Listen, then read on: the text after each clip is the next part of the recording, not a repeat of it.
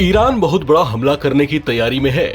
मिसाइलें सेट कर दी गई हैं, फाइटर जेट्स तैनात कर दिए गए हैं और ईरानी सैनिक बस हमले के आदेश के इंतजार में हैं।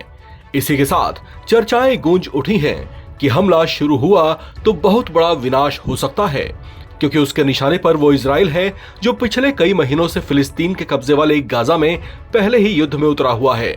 दुनिया भर में चर्चाएं रही हैं कि उसे अमेरिका से बैकडोर समर्थन मिला हुआ है, जिसके बल पर वो गाजा पर पिछले कई महीनों से कहर बरपा रहा है।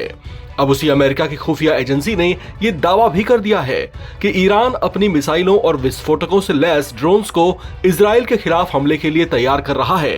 लिहाजा खाड़ी देशों में मंडराते युद्ध के इस नए संकट में अमेरिका ने अपने युद्धपोतों को भी खाड़ी देशों में अलर्ट कर दिया है, जबकि ईरान की ओर से हमले के खतरे को देखते हुए पूरे इजराइल में भी अलर्ट घोषित कर दिया गया है। इजरायली एजेंसियां चौकस हैं, तो सेना भी हमले की स्थिति में मुंहतोड़ जवाबी कार्रवाई करने के लिए कमर कस चुकी है। लेकिन इस बीच एक बड़ी हलचल भारत में भी देखी जा रही है। ईरान और इजराइल के बीच युद्ध के संभावित हालात के बीच भारत ने ईरान और इजराइल में रह रहे भारतीयों की सुरक्षा को लेकर एहतियाती कदम उठाने शुरू कर दिए हैं। जानकारों के मुताबिक इजराइल में 18,000 जबकि ईरान में 4,000 भारतीय रह रहे हैं। ऐसे में कुल 22,000 भारतीयों की सुरक्षा को लेकर भारतीय विदेश मंत्रालय ने एक विशेष एडवाइजरी जारी कर दी है। इस एडवाइजरी के मुताबिक जो भारतीय इजराइल में काम करने के लिए जाने वाले थे, उन्हें तब तक इंतजार करना होगा जब तक वहां पर हालात सामान्य नहीं हो जाते, जबकि दोनों देशों में रह रहे भारतीयों को भारतीय दूतावास के संपर्क में रहने की हिदायत दी गई है।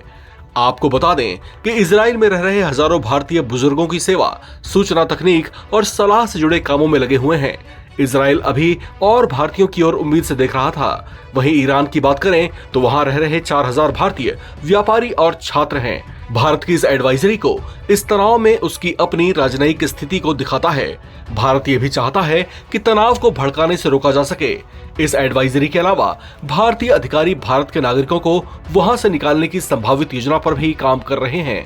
गौरतलब है कि इजराइल और ईरान के बीच पिछले कुछ महीनों से गाजा में जारी युद्ध को लेकर तनाव बढ़ता जा रहा था, जबकि इस युद्ध के बीच सीरिया में ईरानी वाणिज्य दूतावास में सैन्य कमांडर की हत्या के बाद ईरान का गुस्सा और भड़क उठा था, जिसके बाद वो अब इजराइल पर हमलावर मोड में दिखाई दे रहा है।